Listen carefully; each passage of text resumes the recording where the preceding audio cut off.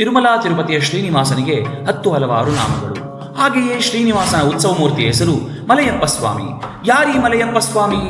ತಿರುಪತಿಗೆ ಬಂದಿದ್ದಾದರೂ ಹೇಗೆ? ಸುಮಾರು 13ನೇ ಶತಮಾನ.